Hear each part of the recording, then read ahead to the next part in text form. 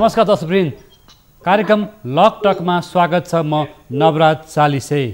आजको कार्यक्रम लक टकमा हामी दसैँको मौसम पनि छ यति बेला र रेमिटेन्स यतिखेर गाउँघरसम्म पुगिरहेको छ। विदेशमा रहेका नेपाली दाजुभाइ दिदीबहिनीहरूले दुःख गरेर कमाएको रेमिटेन्स रकम यतिखेर आफ्नो गाउँघरसम्म पुगेको छ, घर परिवारसम्म पुगेको छ। तर दुःखलाग्दो विषय पनि छ, यो वर्ष विश्वव्यापी रूपमा कोरोना भाइरसको महामारीको कारणले गर्दा विदेशमा रहनुभएका नेपाली दाजुभाइ दिदीबहिनीहरूले पनि दुःख पाएको अवस्था छ।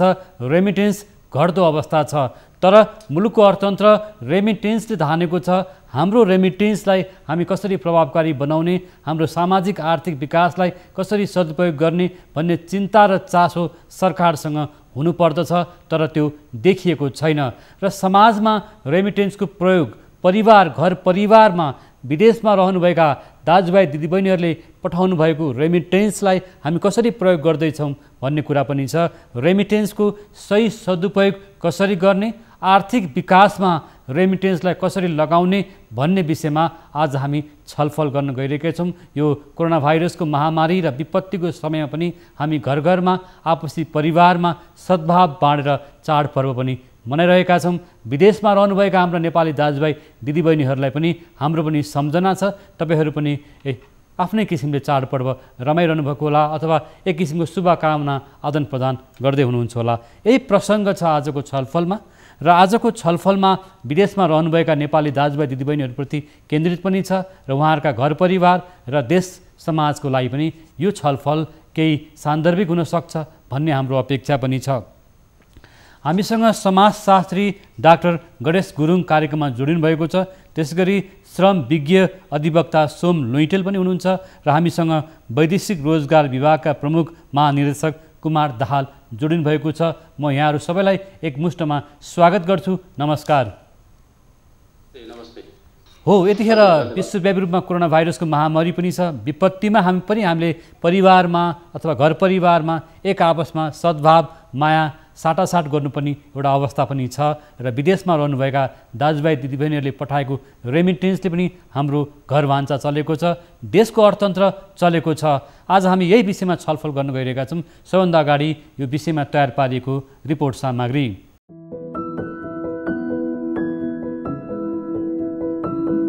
विश्वव्यापी रूपमा बढेको कोरोना भाइरसको महामारीको कारण विदेशमा रहेका नेपाली श्रमिक कामदारले पठाउने रेमिटेन्स प्रभावित हुने भएको छ। विदेशमा रोजगारीमा गएका श्रमिक कामदारले पठाउने रकम रेमिटेन्सले मुलुकको अर्थतन्त्रमा ठुलो हिस्सा ओगटेको छ। कोरोना भाइरसको महामारी र लकडाउनको कारण नेपाललाई प्राप्त हुने रेमिटेन्स घट्ने श्रम क्षेत्रका विज्ञहरूले अनुमान गरेका छन्। नेपाल राष्ट्र ब्याङ्कका अनुसार गत आर्थिक वर्षमा 8 खर्ब 79 अर्ब रेमिटेन्स भित्रिएको थियो। विदेशमा रहेका नेपाली श्रमिक कामदारबाट दैनिक सरदर 2 अर्ब 40 करोड रेमिटेन्स भित्रिने गरेको छ। कोभिड महामारीको कारण नेपाललाई प्राप्त हुने रेमिटेन्समा 14% कमी आउने अनुमान विश्व ब्याङ्कले गरेको थियो। नेपाल राष्ट्र ब्याङ्कले पनि 10% रेमिटेन्समा कमी आउने अनुमान गरेको थियो। तर पछिल्लो पटक रेमिटेन्समा खासै कमी नआएको राष्ट्र ब्याङ्कले जनाएको छ। श्रम विज्ञहरूले भने कोरोना महामारीको कारण विदेशमा लाखौँको सङ्ख्यामा नेपाली नागरिकले रोजगारी गुमाएको, कम्पनी बन्द हुँदा रोजगारी गुमाउनु परेको कारणले गर्दा पनि कोभिडबाट सङ्क्रमित भई ज्यान गुमाउनेहरूको सङ्ख्या पनि ठुलो रहेको छ। विदेशबाट रोजगारी गुमाएर फर्कन चाहने र जागिर गुमाउनेहरूको सङ्ख्या पनि ठुलो भएकोले श्रमिक कामदारले पठाउने रेमिटेन्समा दूरगामी असर पर्ने अनुमान विज्ञहरूको छ। गत चैत महिनादेखि श्रम स्वीकृति लिनेहरूको सङ्ख्या पनि घटेको छ।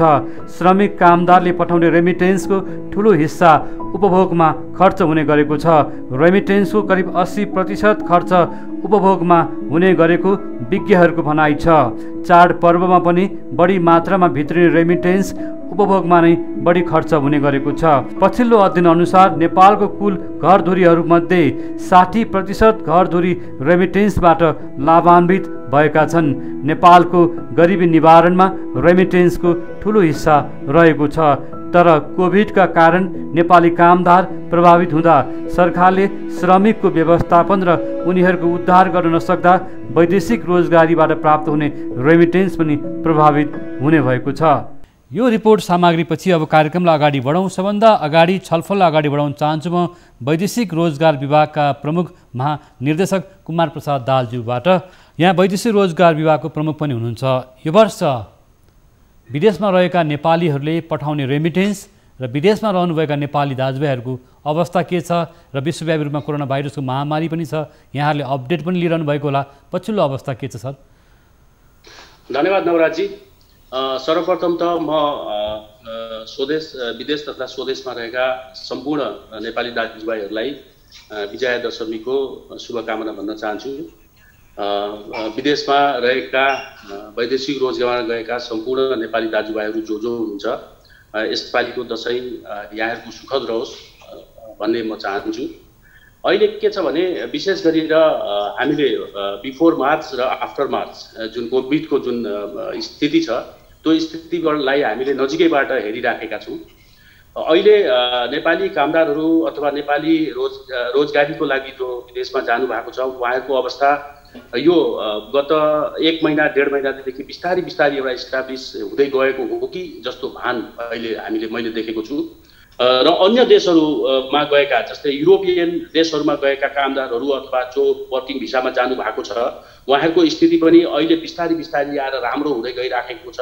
स्वाभाविकै रूपमा के छ भने दशैंको कारणले होस् या अन्य कारणहरूले होस् अथवा कोभिडको कारणले गर्दाखेरि नेपालमा फर्कनको लागि धेरै नेपालीहरू अहिले आउन चाहिरहनु भएको छ र उहाँहरूलाई पनि सहज छ अहिलेको स्थिति। र सुखद कुरा चाहिँ के हो भनेदेखि जुन रेमिट्यान्सको लागि हामीले इफेक्ट निकै ठुलो इकोनोमीमा इफेक्ट पर्ला भन्ने हामीले सोचेका थियौँ। वास्तवमा एनालाइसिस हामीले गरेका थियौँ, तर गत महिना जुन राष्ट्र ब्याङ्कले निकाल्यो एउटा रिपोर्ट, त्यसमा मात्रै 20% 15 to 20% मात्रै रेमिट्यान्समा असर गरेको छ देखिन्छ।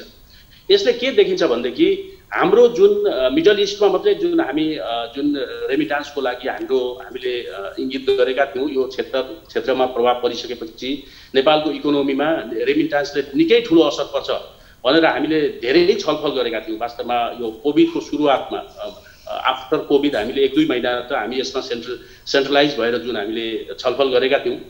तर पछि के देखियो भनेदेखि रेमिट्यान्समा खासै उल्लेख्य त्यति धेरै ठुलो प्रभाव परेको देखिएन।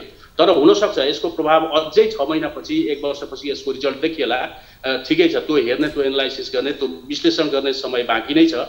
तर अहिले जुन हामीले अहिले हेर्दाखेरि के देखिन्छ भनेदेखि हामीले एक्चुअली रेमिट्यान्स भनेको रिजल्ट हो र रेमिट्यान्सलाई चाहिँ इङ्गित गरेर हामीले एनालाइसिस गर्नुभन्दा पनि हामीले वास्तवमा हाम्रो वैदेशिक रोजगारको अवस्था कस्तो छ र त्यो वैदेशिक रोजगारलाई हामीले कस्तो तरिकाले त्यसको डाइनामिक्सहरूलाई युज गरेर नेपाली कामदारहरूलाई विदेशमा हामीले चाहिँ राम्ररी सुविधा दिन सक्छौँ र यसलाई ग्यारेन्टी गर्न सक्छौँ भन्ने खालका कुरामा ध्यान दिनुपर्ने चाहिँ अहिले जरुरी देखिएको छ। किनभने मिडल इस्टको जुन वैदेशिक रोजगार हो, यो वैदेशिक रोजगार क्रमशः अहिले गरेर चाहिँ युरोपतिर ट्रान्सफर भइराखेको देखिन्छ अहिलेको स्थितिमा।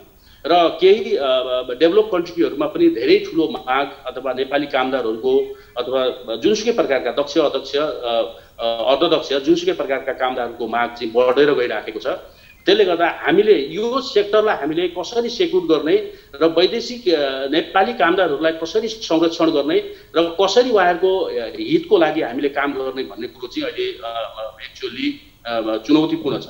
त्यसले गर्दा हामीले त्यतातिर चाहिँ हेर्नुपर्ने स्थिति देखिन्छ। अवश्य नै यो कोभिडले कति दिनसम्म यसले अप्ठ्यारो पार्छ भन्ने खालको कुरो त अहिले भन्न सकिँदैन, किनभने यसको पोस्ट इफेक्ट बाँकी नै छ। हामीसँग जोडिनु भएको छ समाजशास्त्री डाक्टर गणेश गुरुङ। उहाँले विशेष गरेर श्रम क्षेत्रलाई र रेमिटेन्सको विषयलाई नजिकबाट केलाउँदै आउनुभएको छ र यतिखेर रेमिटेन्सले नेपालको समाजमा, घर परिवारमा र हाम्रा गाउँघरमा यसको विकास अथवा परिवारमा हुने रेमिटेन्सको प्रयोगको बारेमा चर्चा गर्न म समाजशास्त्री डाक्टर गणेश गुरुङलाई अनुरोध गर्छु। डाक्टर गुरुङ, तपाईँको प्रश्नमा पहिला हामीले जान्नुपर्ने कुरा के छ भने वैदेशिक रोजगारमा जाने मान्छेहरूको विशेषता के हो, को जान्छन् भन्ने कुरा जान्नु जरुरी छ। 5वटा विशेषताहरू छ तिनीहरूको। एउटा के छ भने नम्बर 1 मा चाहिँ मतलब के भने नम्बर 1 मा चाहिँ 25 देखि 40 वर्षको उमेरको मान्छे जान्छ। अनि मतलब के भने आर्थिक अवस्थाको हिसाबले मध्यम वर्ग होइन, लोअर मिडल क्लास, मध्यम वर्गभन्दा तल्लो क्लासको मान्छे जान्छ आर्थिक हिसाबले। भूगोलको हिसाबले चाहिँ मतलब के भने ग्रामीण भेगबाट बढी जान्छ। र चौथो सिपको हिसाबले चाहिँ सिप नभएका मान्छेहरू जान्छन् र चाहिँ मतलब के भने लिङ्गको हिसाबले प्रायः पुरुष र अहिले महिलाको पनि मतलब के भने जाने क्रम बढाएको छ। अब यसलाई विपेषण जसलाई हामी चाहिँ रेमिटेन्स नेपालीमा विपेषण भन्छौँ। अघि डिजी साहबले भन्नुभएको जस्तै अहिले चाहिँ मतलब के भने गएको आर्थिक वर्षमा हामीलाई चाहिँ मतलब के भने 8,79 अर्ब रुपियाँ प्राप्त भयो। त्यस्तै गरेर चाहिँ मतलब के भने त्योभन्दा पहिला र गएको चाहिँ मतलब के भने आर्थिक वर्षमा हामीलाई 8,75 अर्ब रुपियाँ प्राप्त भयो। त्यसको मानि मतलब के भने 0.5% मात्रै घट्यो वा 4 अर्ब मात्रै घट्यो। अब यो गएको आर्थिक वर्षको हिसाब गर्ने हो भने हामीले दैनिक चाहिँ मतलब के भने अहिले प्राप्त गरिराखेको छ भने एक दिनमा हामीले चाहिँ रेमिटेन्सको रूपमा विपेषणको रूपमा 2,40 करोड रुपियाँ प्रतिदिन नेपालमा विपेषण भित्रिन्छ है।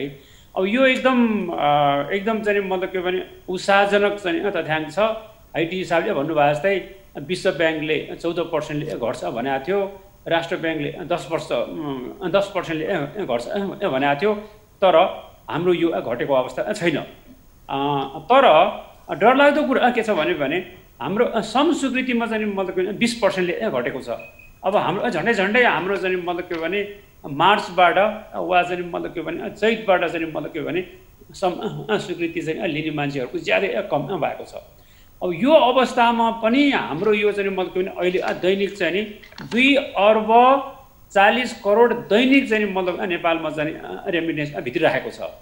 त्यस कारणले गर्दाखेरि हाम्रो समुच्च चाहिँ मतलब के अर्थतन्त्रमा 2053-54मा चाहिँ 42% थियो हाम्रो गरिबीको रेखामुनि बस्ने मान्छे। त्यही ताका हो माओवादीको चाहिँ जनयुद्ध सुरु भएको र 2064-65मा माओवादीको चाहिँ मतलब के भने जनयुद्ध अन्त भयो। त्यो बेलामा चाहिँ सर्वे हेर्ने बेलामा हाम्रो गरिबीको रेखामुनि बस्ने मान्छेहरू 42%बाट चाहिँ 31%मा झरेर छ। झन्डै चाहिँ मतलब के 11% घट्यो। त्यो बेला त हाम्रो चाहिँ मतलब के भने कार्पेट थिएन, गार्मेन्ट थिएन, पश्मिना थिएन, पर्यटन थिएन, के पनि थिएन हाम्रो सबै, तर 11% गरिबी घट्यो। त्यसले घट्यो भन्दाखेरि हाम्रो चाहिँ मूलतः चाहिँ मतलब के भने रेमिटेन्स वा विपेषणले घटाएको हो। त्यो चाहिँ मतलब के भने अहिले आएर चाहिँ मतलब के भने 2067-68मा गएर हामी गरिबी रेखामुनि बस्ने मान्छेलाई 25% बस्छ भनिरहेको छौँ।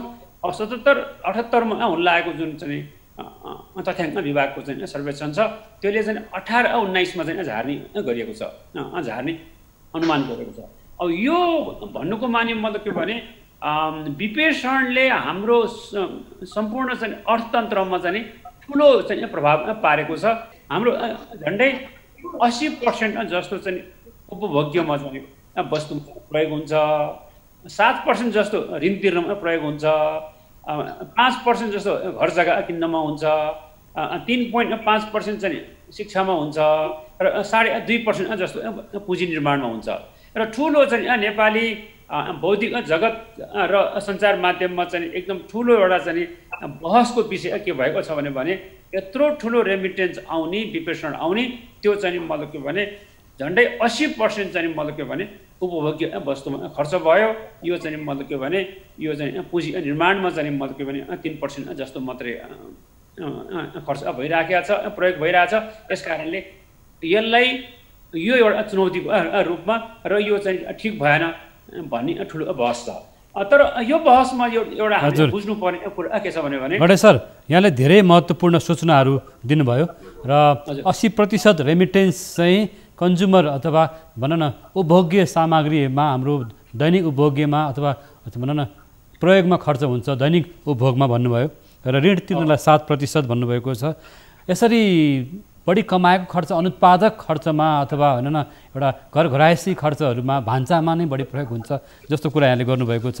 म यो विषयमा छलफल गर्छु र यसै क्रममा सोम लुइटेल सर यहाँहरूले पनि यस वर्ष कोभिडको असरको बारेमा, वैदेशिक रोजगारमा परेको असरको बारेमा धेरै कार्यक्रम छलफल पनि गर्नुभयो र विशेष गरेर विदेशमा रहेका नेपालीहरूले दुःख पाएको अवस्थाको बारेमा आवाज पनि उठाउनु भएको छ। अहिले पछिल्लो अवस्था के छ? भर्खर गणेश सरले भन्नुभयो, विभागको प्रमुखले पनि भनिसक्नु भएको छ होइन, तत्काल त त्यति असर गर्ने देखिएन रेमिटेन्समा चाहिँ, तर विपत्ति चाहिँ घर परिवारमा परिसकेको छ। यसले दीर्घकालीन रूपमा कसरी असर गर्न सक्छ अथवा श्रम स्वीकृति लिएर जानेहरूको सङ्ख्या घटिसकेको छ भनेर डाक्टर गुरुङले पनि भन्नुभएको छ। धन्यवाद नवराजजी। म सर्वप्रथम त विदेशमा रहनुभएका सम्पूर्ण नेपाली दाजुभाइ दिदीबहिनी र उहाँहरूको परिवारका सदस्यहरूलाई दसैँको शुभकामना व्यक्त गर्न चाहन्छु र तपाईँको टेलिभिजन मार्फत तपाईँको टेलिभिजन परिवार र अरू आम नेपाली जनतालाई पनि शुभकामना व्यक्त गर्न चाहन्छु। अब दुवैजना डिजी साहब र गणेश सरले दुवैजनाले भनिसक्नु भएको छ। हामीले जसरी अपेक्षा गरेको थियौँ त्यो अपेक्षा गरे अनुरूप चाहिँ विप्रेषण घटेन भन्ने कुरा छ। तर त्यसलाई अलिकति गहिरेर पनि हेर्नुपर्छ होला। नघटेकै हो, नघटेकोलाई त नघटेकै रूपमा भन्नु पर्यो, यो हाम्रो लागि खुसीकै कुरा हो। तर के इन्डिकेटरहरूलाई सँगसँगै राखेर हेर्दाखेरि चाहिँ अब जस्तो अहिले जति बेला हामीले विप्रेषणको बारेमा चर्चा गऱ्यौँ त्यो बेलामा चाहिँ अथवा जतिवटा फरकास्टहरू भयो यो विगतको महिनाहरू भनेको दसैँको मुखमा परेको छ र सामान्यतया विगत वर्षहरूमा पनि कामदारहरू दसैँ छुट्टीमा आफै स्वदेश आउन नसक्नेहरूले पनि दसैँको बेला पारेर आफूले जम्मा गरेको पैसाहरू पठाउने एउटा प्रवृत्तिले पनि अलिकति एउटा यो अहिलेको विप्रेषण नघट्ने कुरालाई एउटा कुरा त हुनसक्छ।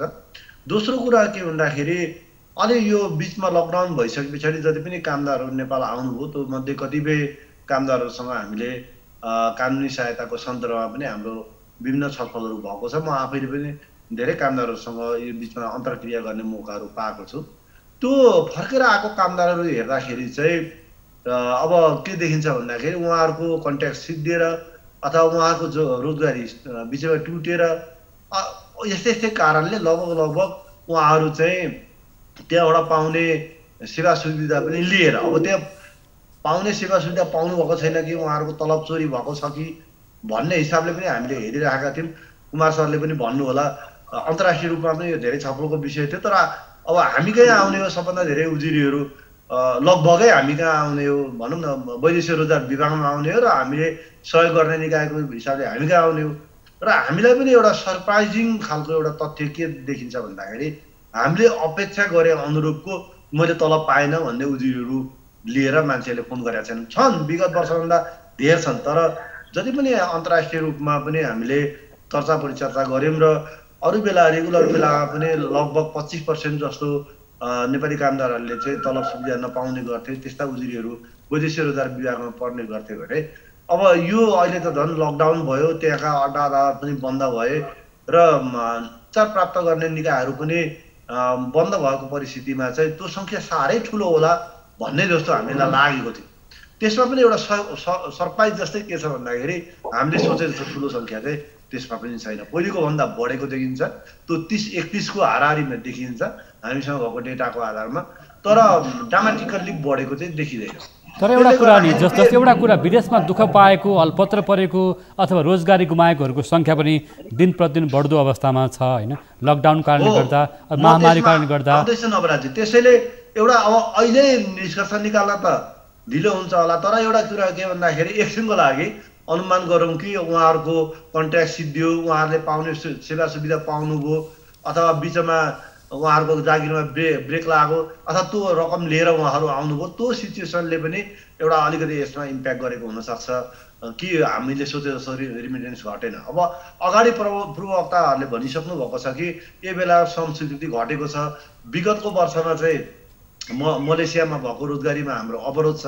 त्यसले गर्दाखेरि मलाई मेरो विचारमा चाहिँ के लाग्छ भने अब यसलाई हामीले अझै सावधानीपूर्वक विश्लेषण गर्दै आगामी वर्षहरूको निम्ति तयारी गर्नुपर्छ होला। किनभने अब यसको असर के भने अब जब मान्छेले काम पाएन अथवा ठुलो सङ्ख्यामा कामदारहरू फर्किनुपर्ने परिस्थिति अझै पनि विद्यमान हुनसक्छ। हुन त कतिपय देशमा फेरि रिएडजस्टमेन्टको कुराहरू पनि छ। त्यसले गर्दाखेरि पहिलेको जुन उहाँहरूले कमाइसकेको तलबहरू चाहिँ उहाँहरूले लिएर आउनुभयो र अहिले रिमिटेन्समा असर नपरेको देखिन सक्छ। तर अब चाहिँ त्यो कुरामा अवरोध भयो भने आगामी दिनमा उहाँहरूले पठाउने रिमिटेन्समा चाहिँ फरक पर्न सक्छ भन्न चाहन्छु नवराजी। हजुर हो, यतिखेर राष्ट्र ब्याङ्कको तथ्याङ्क हेर्दाखेरि रेमिटेन्समा खासै असर परेको छैन भनेर हामी खुसी हुनुपर्ने अवस्था पनि छैन। तर विदेशमा अल्पत्र परेका, दुःख पाएका, रोजगारी गुमाएका, कन्ट्र्याक्ट सकिएको अथवा भिसाको म्याच सकिएको हैन, त्यसको कम्पनीबाट निकालिएको कामदारहरूको सङ्ख्या पनि ठुलो छ। त्यसैले दूतावास र नेपाल सरकारले पनि ध्यान दिन नसकेर दुःख पाउनेहरूको सङ्ख्या पनि निकै छ। जस्तो भनौँ न, प्लेन भाडा महँगो भएर आउन नसकेको अवस्था पनि छ। यी धेरै अवस्थाहरूका बावजुद पनि भोलिको दिनमा श्रम स्वीकृति लिएर जानेहरूको सङ्ख्या पनि घटिरहेको छ र विदेशमा दुःख पाउनेहरूको क्रम पनि बढ्दो अवस्था रहँदाखेरि अघि भर्खरै पनि महानिर्देशकज्यूले भनिसक्नु भएको छ, दीर्घकालीन रूपमा यसको असर कस्तो पर्छ त्यो हेर्न बाँकी नै छ। भनेदेखि अब विदेशमा दुःख पाएका, अल्पत्र परेका, अप्ठ्यारो भएका अथवा दूतावासहरूले पनि पहल गर्न नसकिरहेको अवस्था जहाँ चाहिँ गैर आवासीय नेपाली सङ्घ NRN-ले पनि सहयोग गरिरहेको अवस्था पनि छ भनेर कामदारहरूले भनिरहेको अवस्था पनि छ। यो अवस्था पछिको दिनमा दीर्घकालीन रूपमा कसरी असर पर्न सक्छ भन्ने कुरालाई विभागले अथवा नेपाल सरकारले, श्रम मन्त्रालयले कसरी हेरिरहेको छ डीजी साहब? धन्यवाद नवराजी। अब के छ भने अहिले तपाईँले भनेअनुसार कुरो सही हो। अहिले यो विशेष गरेर आफ्टर कोभिड मेरो अथवा हाम्रो एनालाइसिसमा के देखिन्छ भने विदेशमा रहेका जुन कामदारहरू हुन् यिनीहरूको 2-3 तरिकाको अहिले चाहिँ इफेक्ट छ। एउटा कुरो त सम्बन्धित कम्पनीहरू टाँट पल्टिसकेका छन् अनि ती कम्पनीहरूले कामदारहरूलाई पूर्ण रूपमा पैसा पेमेन्ट गरेको देखिँदैन। जस्तै यो महिनाको हेर्नुहुन्छ भने मेरो विभागमा लगभग 1000 देखि 2000 झन्डै 1500 एउटा चाहिँ उजुरी परेको छ। कल सेन्टरमा पनि परेको छ, मलाई इन्डिभिजुअल पनि मेलमा आएको छ र विभिन्न ठाउँहरूबाट चाहिँ आएको छ। त्यसमा एउटै मात्रै इस्यु के छ भने हामीलाई तलब पुरा दिएन भन्ने खालको इस्यु छ एउटा, र त्यो इस्युलाई पनि हामीले उजुरीको रूपमा चाहिँ हामीले लिइराखेका छौँ। त्यसलाई पछि एनालाइसिस गरिन्छ, त्यसको के हो भन्ने कुरो त हामीले त्यसको अनुसन्धान गरेर हामी थाहा पाउँछौँ। र दोस्रो कुरो के छ भनेदेखि सम्बन्धित देशले जुन गएका कामदारहरूको तलब कम दिए पनि कतिले दिँदै नदिने, दिए पनि कम दिने, त्यो पनि समस्या अहिले मिडल इस्टमा, विशेष गरेर मिडल इस्टमा त्यो देखिन्छ। र अर्को तेस्रो समस्या के छ भनेदेखि कामदारहरूलाई जुन तरिकाले उहाँहरूले ट्रिट गर्नुपर्ने हो त्यसरी ट्रिट नगरिराखेको अवस्थाहरू पनि धेरै उजुरीहरूमा देखिन्छ। र यसै सन्दर्भमा लगभग 70-80 हजार जुन कामदारहरू हुन् यतिखेर बिचमा हामीले कोभिडको मिडल कोभिडमै हामीले चाहिँ उद्धार गरेका कामदारहरूको स्थिति हेर्दा र उहाँहरूको जुन अवस्था हेर्दा उहाँहरूले वास्तवमा सबै प्रकारको सेवा सुविधा लिएर नेपाल फर्के जस्तो देखिँदैन। त्यो उहाँले जुन हाम्रो सोमजीले जुन कुरो भन्नुभयो त्यसमा त्यो म पनि सहमत छु यो विषयमा। र के देखिन्छ भनेदेखि यी सबैको सिनारियोलाई हेर्दाखेरि तर पछिल्लो चरणमा जति यो गत 1-2 महिनादेखि चाहिँ मलेसियाले, युएईले, त्यसपछि कतारले त साह्रै राम्रो पोलिसी लिएर आएको छ।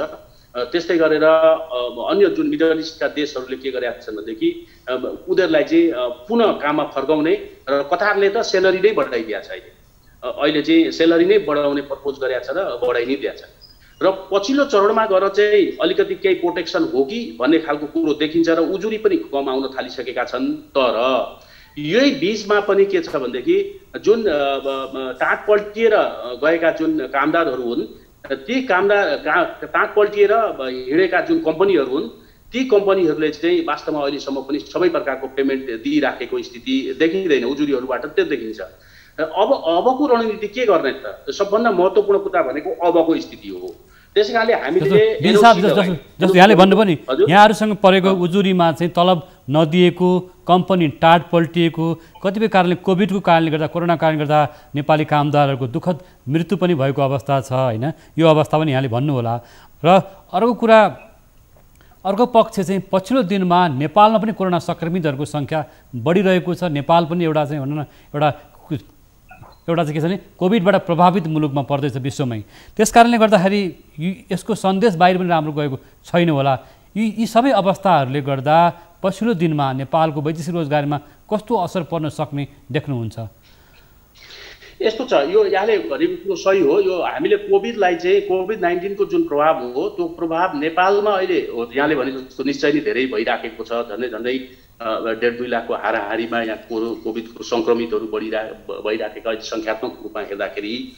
तर के छ भनेदेखि यसको असर यहाँ मात्रै नभएर यो वर्ल्ड वाइज भएको हुनाले र मिडल इस्ट लगायतका अन्य देशहरूमा पनि उहाँहरू ती देशहरू पनि कोभिडको जुन अहिले जुन टेरोर हो यसको जुन आतङ्क हो यसबाट मुक्त भइराखेका छैनन्। त्यसै कारणले सोमजीले पनि अघि भन्नुभयो कि हाम्रो अहिलेको श्रम स्वीकृतिको अवस्था हेर्दाखेरि नयाँ श्रम स्वीकृतिको स्थिति हेर्दा त यसलाई पर्सेन्टेजमा गणना नगरौँ अहिले, किनभने यो यति धेरै भोलुम थियो नयाँ श्रम स्वीकृति जसलाई चाहिँ अहिले सम्बन्धित देशको दूतावासहरूबाट चाहिँ डिमान्ड समेत एटेस्टेसन भएर आइराखेको स्थिति छैन। सायद अब यो आफ्टर दसैँ तिहार यसको राम्रै एटेस्टेसन भएर आउला भन्ने हामीले अनुमान गरेका छौँ। त्यहाँका दूतावासहरूसँग र श्रम कन्सुलरसँग हाम्रो टकिङ हुँदाखेरि त्यो अवस्था देखिन्छ। तर अहिले त पर्सेन्टेजमा नराखौँ नयाँ श्रम स्वीकृतिलाई चाहिँ, तर पुनः श्रम स्वीकृति र इन्डिभिजुअल श्रम स्वीकृतिहरूको जुन उल्लेख्य रूपमा जुन मानिसहरू गइराखेका छन् त्यसले गर्दा के देखिन्छ भनेदेखि यो कोभिडको कारणले गर्दाखेरि कोभिडको सोसियल डिस्टेन्स र कोभिडको प्रोटोकल पालना गरेर अबको दसैँ तिहार पछाडि चाहिँ पक्कै पनि यो राम्ररी नै अथवा केही हदसम्म 20 देखि 25% चाहिँ यसको वृद्धि होला कि भन्ने देखिन्छ। अहिले के छ भने यहाँले उठाएको कुरो जस्तै नेपाललाई कोभिड-19 को कारणले गर्दा अप्ठ्यारोमा परेको छ र डिमान्डहरू अन्तर्राष्ट्रिय क्षेत्रमा नेपाली कामदारहरूको डिमान्ड घट्ला कि भन्ने यहाँले जुन आशंका गर्नु भएको छ, मलाई जहाँसम्म लाग्छ यसले त्यति साह्रो असर गर्छ जस्तो लाग्दैन।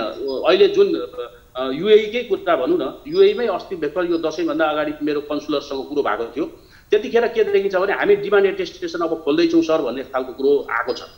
त्यसले गर्दाखेरि के देखिन्छ भने मलाई जहाँसम्म लाग्छ यो बिस्तारै बिस्तारै एकैचोटि यहाँले भने जस्तो एकैचोटि त बढ्दैन यो, किनभने धेरै कम्पनीहरू पनि यो कोभिडको कारणले गर्दाखेरि उनीहरू धेरै सतर्क भइसकेका छन् अब। तर मलाई जहाँसम्म लाग्छ हामीले रणनीतिक रूपमा यसलाई चाहिँ कसरी आफूले स्ट्राटेजिक रूपमा हामीले कसरी कामदारहरूलाई सहज तरिकाले विदेश पठाउने भन्ने खालका कुरा हाम्रा रणनीतिका कुराहरू हुन्। तर विदेशमा हामीले जुन पठाउँदाखेरि कामदारहरूको माग घट्ला कि अथवा हाम्रा कामदारहरूलाई विदेशमा कुनै अप्ठ्यारो पर्ला कि भन्ने खालका कुराहरूमा हामीले त्यति धेरै आत्तिनुपर्छ जस्तो लाग्दैन। एउटा कुरा जस्तो वैदेशिक रोजगार प्रबन्धन बोर्डमा रहेको कामदारहरूको कोषको रकम पनि खर्च भएन अथवा दुःख परेको अवस्थामा त्यो रकम पाइएन, कोषमा भएको रकम 6 अर्ब भनिन्छ, कहिले कति भनिन्छ होइन, त्यो एउटा कुरा भयो। र विदेशमा दुःख पाइरहेको अथवा विभिन्न खालको अङ्गभङ्ग भएको मृत्यु भएका कामदारको परिवारले पनि इन्सुरेन्सको चाहिँ दाबी भुक्तानी नपाएको भन्ने गुनासो पनि छ। यो विषयलाई तपाईँले कसरी हेर्नुभएको छ? अलिकति सरकारी पक्षको तपाईँको धारणा भएको हुनाले मैले सोधिहालेँ। यो यस्तो भन्नुभयो यहाँले कुरो उठाउनु भयो, किनभने यो वैदेशिक रोजगार बोर्डको जुन 6 अर्ब 5.5 अर्ब 6 अर्ब पैसा छ, यो विषयमा धेरैतिरबाट धेरै प्रकारका धारणाहरू आउने गर्छन्। तर त्यो वैदेशिक रोजगार बोर्डको जुन पैसा हो त्यो पैसा भनेको एक्चुअली श्रम स्वीकृति लिएर विदेशमा गएका कामदारहरूको विषयमा खर्च गरिने पैसा हो। नम्बर 1 कुरा त्यो बुझ्नु पर्यो। हामीले जुन अब भन्दाखेरि दुःख लाग्छ, यो नमिठो लाग्छ, यो अनडकुमेन्टेडहरूलाई नगर्ने हो कि भन्ने खालका कुराहरू धेरैतिरबाट आउने गर्छ नि। तर के छ भने अहिले नै त्यो कुरो गरेको छ र नेपाल सरकारले निर्णय गरेर त्यो कोषमा जहाँसुकै पनि खर्च गर्न सक्छ। मैले पटक यो कुरो भनेको छु। तर के छ भने अहिले जुन मृतकहरूलाई शव त घरसम्म पुर्याउने काम वैदेशिक रोजगार बोर्डले गरिराखेको छ। इन्सुरेन्सका कुराहरू त हामीले सिफारिस गर्ने हो, हामीले सिफारिस पनि गरिराखेका छौँ। उहाँहरूलाई दिनुपर्ने जुन राहत हो, जुन मृतकहरूलाई गरिने राहत हो, त्यसमा मलाई जहाँसम्म लाग्छ कुनै कार्यविधिगत समस्या चाहिँ यसमा छैन। अब केही टेक्निकल समस्याहरू होलान्, बेलामा लास नेपाल आउन नसक्ला प्लेनको कारणले गर्दाखेरि। जस्तै तपाईँ मिडल कोभिडमा चाहिँ हाम्रा 350 लासहरू चाहिँ थिए विदेशमा, त्यसलाई हामीले नेपालमा इन टाइमली ल्याउन सक्यौँ। कारण के थियो भनेदेखि वास्तवमा सेड्युल फ्लाइट नभएको कारणले गर्दा हामीले ल्याउन नसकेको थियो त्यतिखेर। जब सेड्युल फ्लाइटहरू कन्टिन्यू हुन थाले, चार्टर फ्लाइट र सेड्युल फ्लाइट हामीले जब कन्टिन्यू गऱ्यौँ त्यसपछि चाहिँ लासको व्यवस्थापन राम्ररी नै हामीले गऱ्यौँ। र अन्य जहाँसम्म इन्सुरेन्सका कुराहरू छन्, जहाँसम्म कल्याणकारी कार्यक्रमहरू छन् उहाँहरूका जुन मृतकको परिवारको विषयमा, त्यो विषयमा मलाई जहाँसम्म लाग्छ, म पनि एउटा बोर्डको सदस्य नै हुँ, त्यसको एउटा अङ्ग हो। त्यसले गर्दाखेरि अब पहुँच नपुगेको हो या कुनै प्रकारको भइस हामीसँग नआइसकेको हो भने त्यो मलाई थाहा छैन। नभएदेखि अन्य विषयहरूमा डकुमेन्टेड जो श्रम स्वीकृति लिएर जानु भएको छ उहाँहरूको विषयमा पैसा खर्च गर्नलाई वैदेशिक रोजगार बोर्डले कुनै कन्जुसाइ गर्छ जस्तो मलाई लाग्दैन, किनभने यो विषय नीतिगत कुरा हो। जस्तो यसमा विदेशमा अल्पत्र परेका दुःख पाएका अथवा मृतकका परिवारहरूले सम्पर्क गर्ने ठाउँ अथवा नम्बरहरू पनि यहाँले दिन मिल्छ भने त्यो नम्बर पनि पाउन? होइन, मैले त मेरो नम्बर यहाँलाई मैले त पटक मैले दिइराखेको छु। मेरो नम्बर 9851088715 हो र मैले पटक पनि दिने गर्छु। र त्यस्तो यदि मृतक कोही हुनुहुन्छ कोही अलपत्रै पर्नु भएको छ, कसैले प्लेनको टिकटै पाउनु भएको छैन, बिरामी हुनुहुन्छ अथवा स्वदेशमा कुनै प्रकारको अलपत्र परेको छ परिवार र उहाँहरू नेपाल आउन सक्नु भएको छैन भने मलाई डाइरेक्ट सम्पर्क गर्नुहोस् त्यहाँहरूले मेरो नम्बरमा। म तपाईँहरूलाई तपाईँहरूको विषयमा सम्बन्धित कन्सुलर अथवा सम्बन्धित दूतावाससँग मैले कुरा गरेर तपाईँहरूलाई रिप्याट्रिएसन गर्ने अथवा उद्धार गर्ने काम हामी गर्छौँ। यसमा हामीले पुरा पहिलेदेखि नै गरिराखेको हो यो विषयमा। टिजी साहब, यसको लागि धन्यवाद यहाँलाई। यहाँले आफ्नो नम्बर पनि भन्नुभएको छ 985110 88715 मा सम्पर्क गर्नुहोला। हामी सहयोग गर्न तयार छौँ, विभागले सहयोग गर्छ, महानिर्देशकको रूपमा म सहयोग गर्छु भन्ने प्रतिबद्धता व्यक्त गर्नुभएको छ। अब यहाँको जुन खालको प्रतिबद्धता आएको छ त्यो व्यवहारमा कार्यान्वयन हुन सक्ला भन्ने आशा गरौँ। अब समाजशास्त्री डाक्टर गणेश गुरुङ, मैले अलिकति सरकारी प्रतिनिधि भएको हुनाले उहाँलाई धेरै प्रश्नहरू पनि केही गरेँ, केही प्रतिबद्धताहरू पनि आएको छ, केही अप्ठ्यारो अवस्थाको विषयमा नै उहाँले कुरा राख्नुभएको छ। अब हामी भारतमै पनि ठुलो सङ्ख्यामा नेपाली कामदार श्रमिकहरू छन्, तर भारतको बारेमा हामी कुराकानी गरिरहेका छैनौँ भन्ने पनि कुराहरू उठ्छ र यति बेला कोरोना सङ्क्रमितहरूको सङ्ख्या भारतमा पनि बढिरहेको छ, नेपालमा पनि बढिरहेको छ, एउटा पाटो छ। अब यी सबै कुराहरूलाई केलाउँदाखेरि नेपालको श्रम बजार अथवा वैदेशिक रोजगारको बजारमा यसले पार्ने प्रभाव, नेपाल सरकारले गर्नुपर्ने तत्काल गर्नुपर्ने र दूरगामी रूपमा गर्नुपर्ने कामहरू के लाग्छ यहाँलाई सरसर्ती हेर्दाखेरि डाक्टर गुरुङ? अब पहिलो कुरो चाहिँ मतलब डी साहबले उठाएको र तपाईँले पनि उठाउनु भएको यो चाहिँ जुन रेमिटेन्स चाहिँ घटेन भन्ने कुरामा मेरो एउटा चाहिँ तर्क के छ भनेदेखि यतिका हाम्रो चाहिँ श्रम स्वीकृति त घटेको छ, चैतबाट मान्छे गएकै छैन, तैपनि हाम्रो चाहिँ जम्मा 0.5% मात्रै घट्यो रेमिटेन्स। यतिका मान्छे नगएर डलरको भाउ पनि खासै बढे होइन। हुन त यो रेमिटेन्सकोसँग एकदमै सम्बन्ध यो तेल अनि सुन अनि हाम्रो इम्पोर्टसँग सम्बन्ध राख्छ। यसले म्याक्रो चाहिँ मतलब इकोनोमिक्सको चाहिँ कुरा गर्नुपर्छ, त्यो अहिले नगरिराखौँ। तर इन्ट्रेस्टिङ कुरा के हो भने यस्तो अवस्थामा पनि यतिका पैसा किन चाहिँ मतलब के भने आयो, त्यो चाहिँ मतलब के भने एकदम चाहिँ अनौठो कुरा हो। त्यो आउनु त राम्रो कुरा हो, तर एउटा तर्क के गर्न सकिन्छ भने हाम्रो आयात चाहिँ घट्यो। आयात चाहिँ मतलब घटेको कारणले चाहिँ हामीलाई चाहिँ वैदेशिक विनिमय चाहिँ मतलब के भने को डिमान्ड कम भयो। कम हुने बित्तिकै चाहिँ मतलब के भने हुन्डीवालाहरूलाई त्यो बेच्नु चाहिँ आवश्यक परेन, त्यो डिमान्ड भएपछि मार्केट भएन।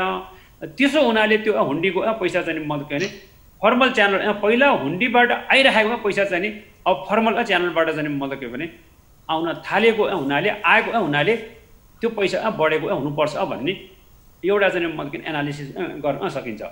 दोस्रो कुरा चाहिँ मतलब के भने हामीले एकदमै जान्नुपर्ने कुरो के छ भने हाम्रो यो चाहिँ अब के गर्ने भारतबाट चाहिँ मतको कामदारलाई भन्दाखेरि भारतबाट हाम्रो 10 लाख मान्छे चाहिँ झन्डै 10 लाख मान्छे नेपाल फर्किसक्यो। त्यो 10 लाख फर्किएकोमा झन्डै 5 लाख फेरि चाहिँ भारतै फर्किसक्यो। तपाईँले यहाँ भन्नुभयो जस्तै कोभिडको चरम के अरे उच्चतम बिन्दुमा भारत पुगिराख्दा पनि नेपालीहरू झन्डै आधा जस्तो भारतबाट आएको आधा जस्तो झन्डै 5 लाख चाहिँ नेपाली चाहिँ श्रमिकहरू फेरि भारत फर्कियो। यसले देखाउँछ ती मानिसहरूले स्थानीय वा जिल्ला स्तरमा रोजगारी प्राप्त नहुनाले फर्कियो भन्ने थाहा हुन्छ। अब हामी कहाँ चाहिँ मतलब के छ भने हामीले एउटा चाहिँ मतलब के भने भारतबाट चाहिँ यो मान्छे अझै 5-6 लाख मान्छे चाहिँ भारतबाट आएको मान्छे अझै नेपालमा छ।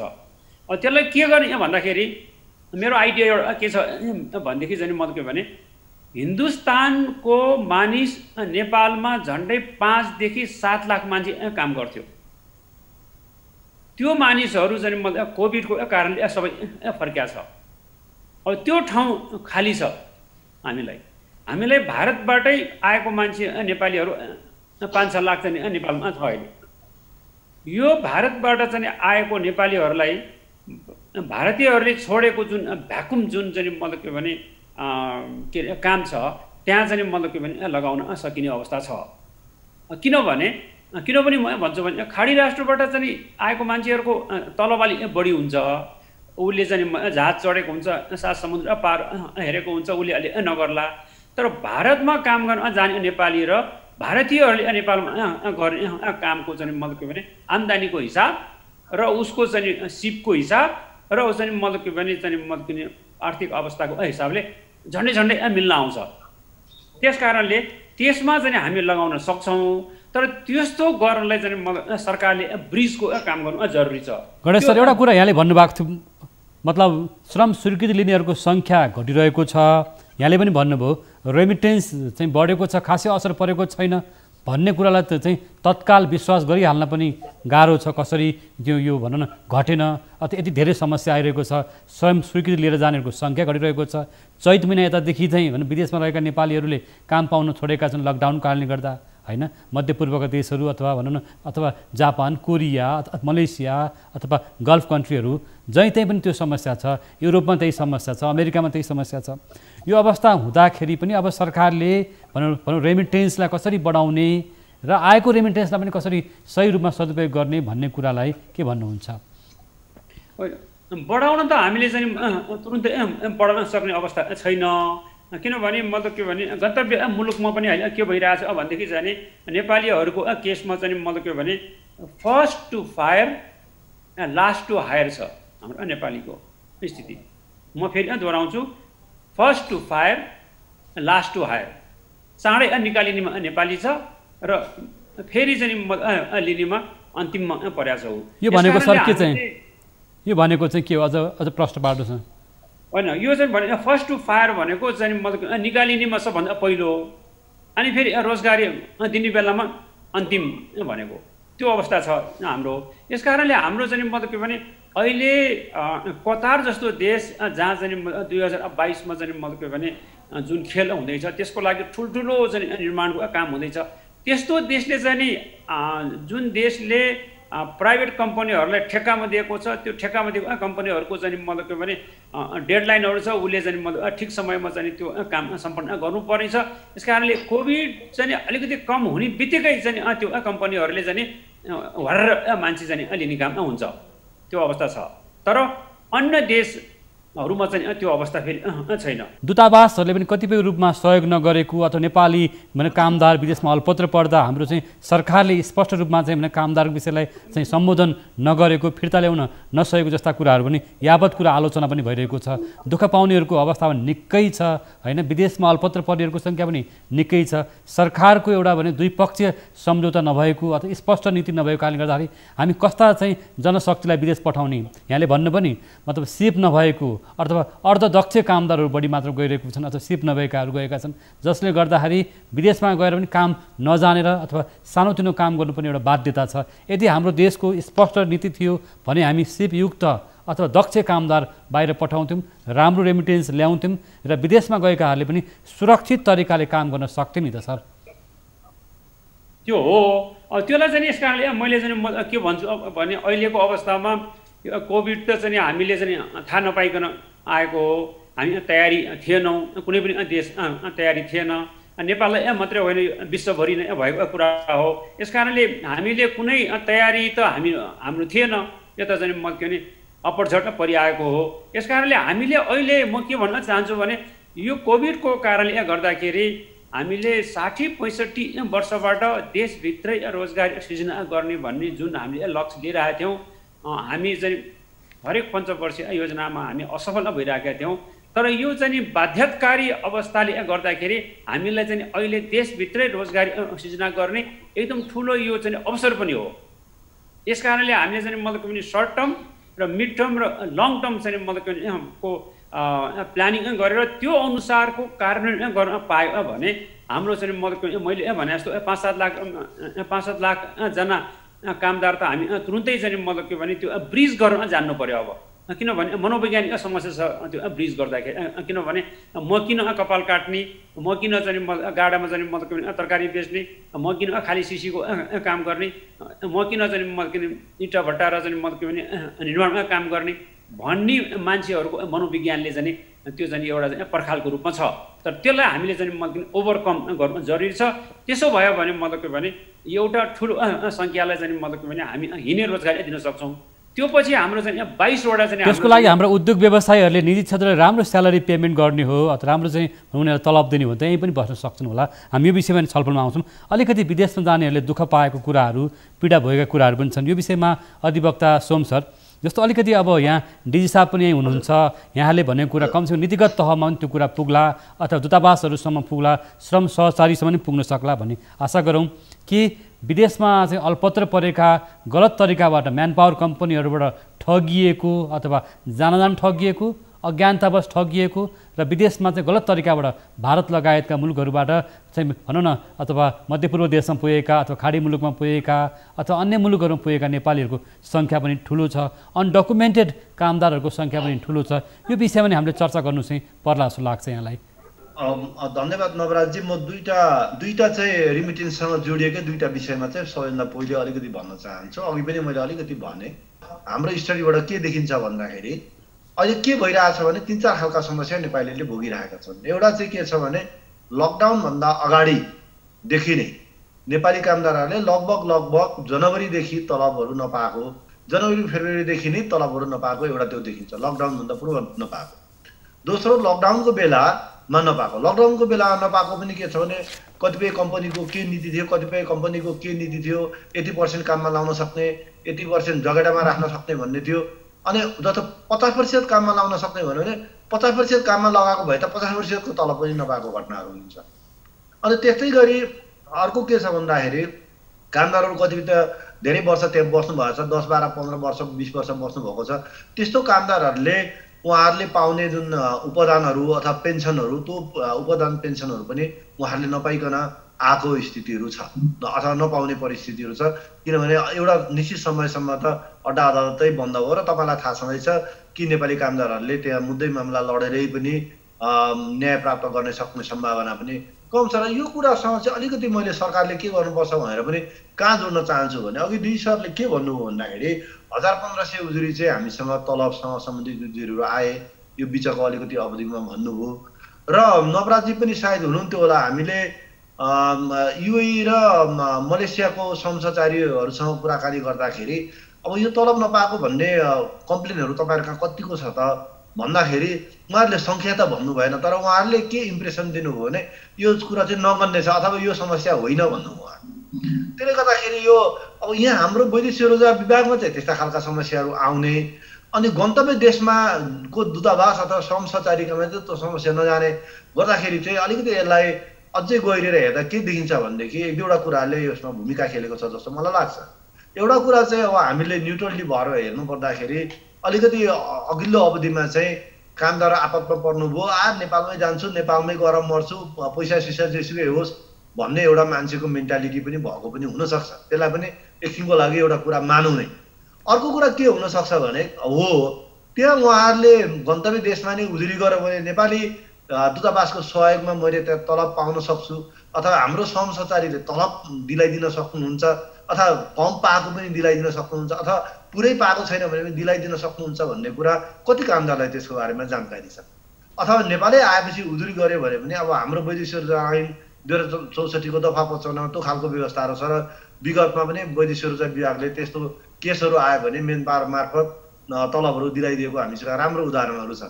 तर त्यही कुरा पनि कामदारलाई कति थाहा छ त? त्यो भएको हुनाले अलिकति सरकारले के गर्नुपर्छ मलाई जस्तो लाग्छ भने कुमार सर मार्फत त्यो कुरा पनि जाओस्। मैले अघिल्लो कार्यक्रममा पनि भनेको थिएँ अलिकति दूतावासहरूले पनि यो जनतन्त्र अभिवृद्धिमा पनि यस्तो यस्तो अवस्था पर्यो भने अहिले पर्न सक्ने समस्याहरू योहरू हुन्, यस्तो यस्तो समस्याहरू छ भनेदेखि चाहिँ दूतावासले सहजीकरण गरिदिन सक्छ भन्ने कुरा चाहिँ भनिदियो भने जस्तो अर्को प्रसङ्ग यहाँ आफैले मुद्दा पनि दायर गर्नुभयो पछिल्लो पटक होइन, दुःख पाएको भनौँ न कामदारहरूको अवस्था, त्यसपछि गलत बाटोबाट प्रयोग गरेर विदेश पठाउने प्रवृत्ति पनि छ, म्यान पावर कम्पनीहरूलाई शुद्धिकरण पनि गर्नु आवश्यक छ भनेपछि यो प्रसङ्गलाई कसरी हेर्नुहुन्छ? सर्वोच्च आत्मा हामीले वैदेशिक रोजगारमा रहेका कामदारहरूको रोजगारी व्यवस्थापन, उनीहरूलाई सुरक्षित फिर्ता ल्याउने, अर्को रितमा चाहिँ अझै निःशुल्क ल्याउने, जसले योगदान गरेछ उसलाई निःशुल्क ल्याउने र नेपाल ल्याएपछि उनीहरूलाई समाजमा पुनरेकीकरण गर्ने सहितको माग राखेर सर्वोच्च अदालतमा रिट दिएका थियौँ। त्यो मध्ये दुईटा कुरामा अन्तरिम आदेश भयो, दुईटा तीनटा भनौँ बेसिकली। एउटा फिर्ता ल्याउनु भन्ने भयो, अर्को चाहिँ तथ्याङ्क सङ्कलन गर्नु भन्ने भयो, र अर्को चाहिँ योगदान दिएर जानुभएको कामदारहरू जसले कल्याणकारी कोषमा रकम जम्मा गर्नुभएको छ उहाँहरूलाई निःशुल्क ल्याउनु भन्ने कुराहरू भयो। अब त्यसमा चाहिँ म के भन्न चाहन्छु भन्दाखेरि कुमार सरको कुरा म सहमत पनि छु, त्यसमा कार्यविधि पनि बनेको छ र हामीले अनडकुमेन्टेड वर्करको हकमा त्यसमा जान सक्ने अवस्था छैन, किनभने त्यो कन्ट्रिब्युटरहरूको फन्ड हो। त्यो भएको हुनाले तर के भयो भने यसमा जति कामदारहरूले सेवा पाउनु पर्थ्यो, जति कामदारहरूले त्यसबाट लाभ पाउनु पर्थ्यो त्यो लाभ पाउन सकेनन्। त्यसलाई अब आगामी दिनहरूमा शोध भर्नाको माध्यमबाट क्षतिपूर्ति गर्नुपर्छ। एक नम्बर त्यो भन्न चाहन्छु। अनडकुमेन्टेड कामदारको हकमा विगत वर्षहरूमा नेपाल सरकारले चाहिँ अर्थ मन्त्रालयबाट पैसा पठाएर उद्धार गरेको थियो। यो वर्ष हामी किन नगरेका हौँ? नेपाल सरकारले अलिकति मन खुकुलो बनाउनु पर्यो र अर्थमन्त्रीज्यूले चाहिँ विदेशमा अलपत्र परेका कामदारहरूलाई यो रकम छुट्याएको छु भन्नु पनि भएको थियो। त्यो रकमलाई प्रयोग गरेर अनडकुमेन्टेड हैसियतमा रहेका महिला पुरुष कामदारहरूलाई पनि उद्धार गरिदियो भनेदेखि चाहिँ अहिले नेपाली कामदारहरूले वास्तविक रूपमा नेपाल सरकारले अभिभावकत्व पुरा गरौँ भनेर चाहिँ सोच्न सक्नेछन्। त्यो कुरा अझै पनि अब अलिक समस्या कम हुँदै गयो, तर पनि अझै कतिपय कामदारहरू जो आफै टिकट काट्न सक्नुहुन्न अथवा त्यो खालको पैसा छैन, उहाँहरू चाहिँ अलपत्रै हैसियतमा रहिरहनु भएको स्थितिहरू रहेको हुनाले त्योतर्फ पनि हामीले आगामी दिनमा चाहिँ अझै घनीभूत ढङ्गले छलफल चलाउन आवश्यक छ। हस्, यहाँले महत्त्वपूर्ण विचार राख्नुभयो। अब हामी कार्यक्रमको अन्तिममा पनि आइसकेका छौँ र विदेशमा रहेका नेपाली कामदारले पठाएको रेमिटेन्सबाट मुलुकको अर्थतन्त्र चलेको छ, तर विदेशमा रहेका कामदारहरूले अल्पत्र परेको अवस्थामा दूतावासले परराष्ट्र मन्त्रालयले भनौँ तत्काल चाहिँ रेस्पोन्स गर्न सकेनन् भन्ने कुरा पनि अधिवक्ता सोम नुइटेले राख्नुभयो। र अन्तिममा महानिर्देशकज्यू, अब दुःख पाएका नागरिकको उद्धार गर्नु राज्यको दायित्व हो र भनौँ अनडकुमेन्ट कामदार पनि नेपाली नागरिक हुन्, यी सबैलाई उद्धार गर्नुको लागि यहाँले कसरी पहल गर्नुभएको छ? अन्तिममा के भन्नुहुन्छ?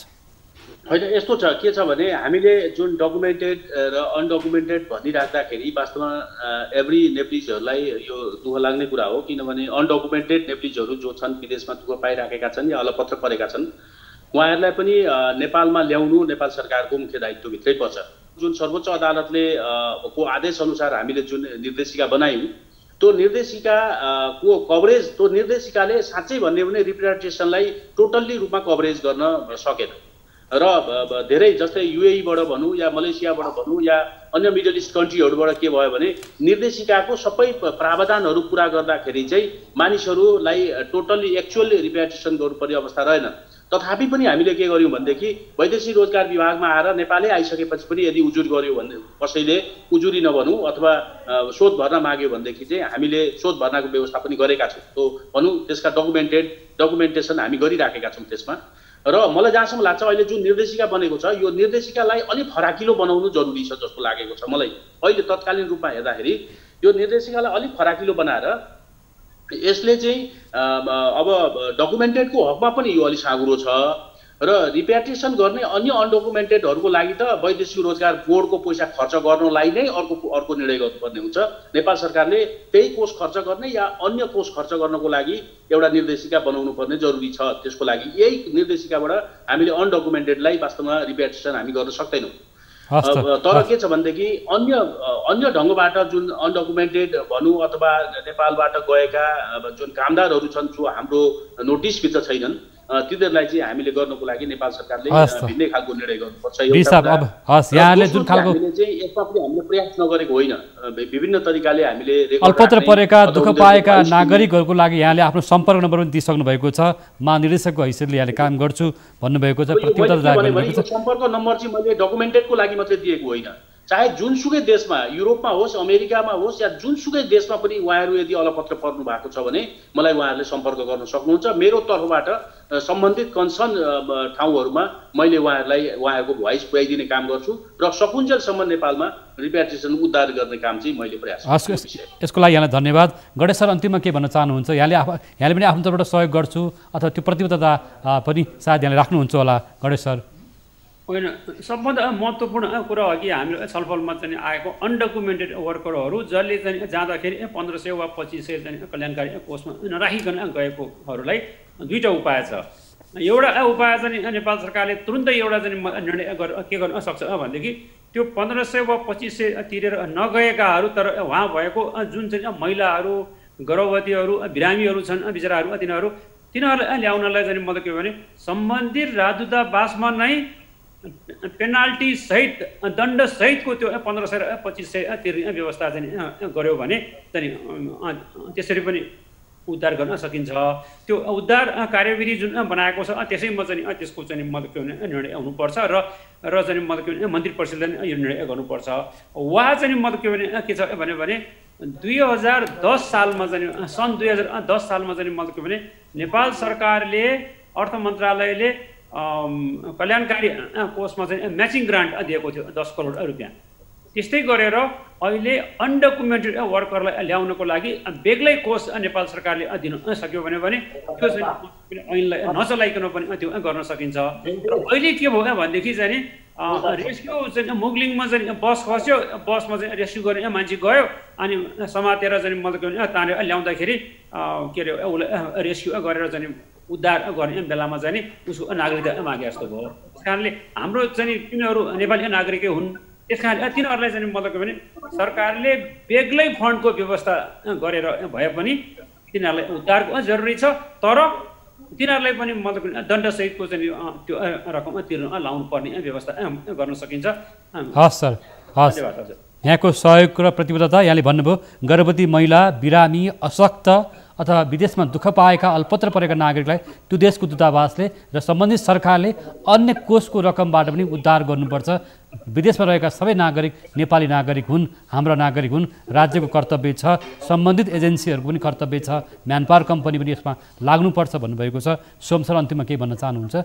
अब यसमा म अन्तिममा के भन्न चाहन्छु भने आज हामीले अलि रिमिटेन्ससँग जोडिएर अहिले विदेशको विषयमा बढी चर्चा गऱ्यौँ, तर लगभग 40% जस्तो केसहरू चाहिँ कामदारहरूले लकडाउनभन्दा अगाडि विदेश जान भनेर एजेन्टलाई मेन पावरलाई पैसा बुझाउनु भयो, तर त्यो पैसा चाहिँ अब एजेन्टले अथवा मेन पावरले खाइदिए अथवा विदेशमा पठाएन ठगिन पर्यो भन्ने खालका केसहरू पनि आएका छन्। मैले भनेको ठगीको केस अथवा कुनै स्यालेरीको केस अथवा वैदेशिक रोजगारको सिलसिलामा स्वदेश फिर्ताको सन्दर्भमा नेपाली कामदारहरूलाई केही अप्ठ्यारो परेको छ भनेदेखि हामीले तपाईँहरूलाई निःशुल्क कानुनी सहायता पनि उपलब्ध गराउँछौँ र तपाईँहरूले हाम्रो फोन नम्बरमा सम्पर्क गरेर कुनै पनि कानुनी सल्लाहहरू चाहिँ निःशुल्क रूपमा प्राप्त गर्न सक्नुहुनेछ। एउटा कुरा चाहिँ म उहाँलाई संस्थाको नाम पनि भन्नु होला, संस्था पनि नाम भन्नु होला। मेरो मोबाइल नम्बर चाहिँ 9851098365 हो र अफिसको नम्बर चाहिँ 4423-973 हो। अब दोस्रो कुरा चाहिँ म के भन्न चाहन्छु भन्दाखेरि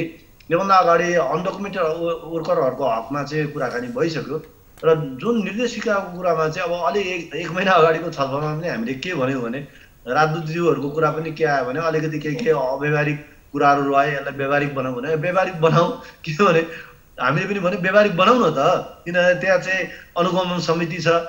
अब हाम्रो डिजी सरहरू अरू सचिवजीको नेतृत्वमा चाहिँ अनुगमन समिति छ, परराष्ट्रको पनि त्यहाँ सहसचिव रहनुहुन्छ र अब श्रम मन्त्रालयले नि त्यसलाई बाधा अड्काउ फुकाउको माध्यमबाट चाहिँ त्यो कुरा त फुकाइदिन सक्छ। मैले के भनेको भने त्यो त 1-2 दिन नहुने कुरा हो। हामी राख्छौँ यो विषयमा।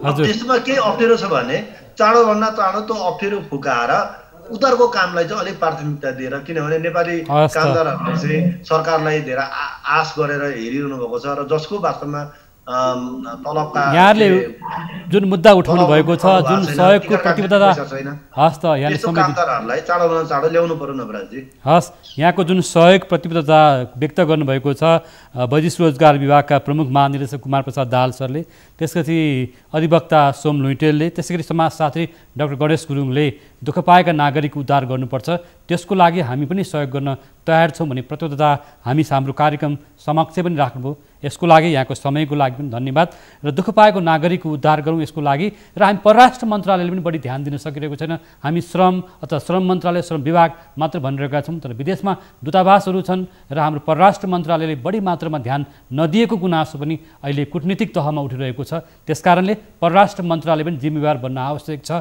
भन्ने कुरा पनि यहाँले राख्नुभयो जस्तो मलाई लाग्यो। आज हामीले छलफल गऱ्यौँ विदेशमा रहेका नेपाली दाजुभाइहरूले, विदेशमा रहेका श्रमिक दाजुभाइ दिदीबहिनीहरूले वैदेशिक रोजगारको क्रममा गएर विदेशमा काम गरेर पठाएको रेमिटेन्स कसरी सदुपयोग भइरहेको छ र उनीहरूले पाइरहेको दुःख हन्डरलाई नेपाल सरकारले कसरी लिइरहेको छ, दूतावासहरूले कसरी काम गरिरहेका छन् भन्ने विषयमा हामीले छलफल गऱ्यौँ। विदेशमा विभिन्न तहबाट दुःख पाएका, अल्पत्र परेका अथवा महिलाहरू अथवा भनौँ नेपाली नागरिकको सङ्ख्या बढिरहेको छ। अनडकुमेन्ट वा डकुमेन्ट जुनसुकै नागरिक भयो भने ती नागरिकलाई उद्धार गर्नु राज्यको कर्तव्य हो भन्ने कुरा नै आजको कार्यक्रममा उठेको छ। त्यसको लागि हाम्रा निकायहरू, सबै निकायहरू सक्रिय र गम्भीर हुन आवश्यक छ भन्ने कुरा यहाँहरूको छलफलबाट उठेको छ। रेमिटेन्सलाई सही तरिकाले सदुपयोग गरौँ र हामी घरायसी खर्चमा मात्रै होइन, परिवारको लागि मात्रै होइन भन्ने कुरा आएको छ। आज छलफलमा सहभागी हुनुहुन्थ्यो हामीसँग समाजशास्त्री डाक्टर गणेश गुरुङ, अधिवक्ता सोम लुइटेल र वैदेशिक रोजगार विभागका महानिर्देशक कुमार प्रसाद दाहाल। यहाँहरू सबैलाई धन्यवाद र बडा दशैंको यो अवसरमा तपाईँहरू घर परिवारमा र विदेशमा रहनुभएका नेपाली दाजुभाइ दिदीबहिनीहरू पनि र आफ्नो घर परिवारमा एउटा शुभकामना साटासाट गरेर तपाईँहरू पनि दशैं मनाइरहनु होला। तपाईँहरूलाई पनि हाम्रो कार्यक्रमबाट पनि शुभकामना छ। कार्यक्रम लकटकमा हामीले यो मुद्दालाई धेरै पटक उठाएका छौँ र न्युज24 टेलिभिजनको तर्फबाट पनि यहाँहरू सबैलाई शुभकामना छ देश विदेशमा रहनुभएका नेपाली दाजुभाइ दिदीबहिनीहरूलाई। यति भन्दै कार्यक्रम लकटकको समय पनि पुरा भएको छ। हामी सबै कार्यक्रमको तर्फबाट बिदा माग्छौँ। नमस्कार।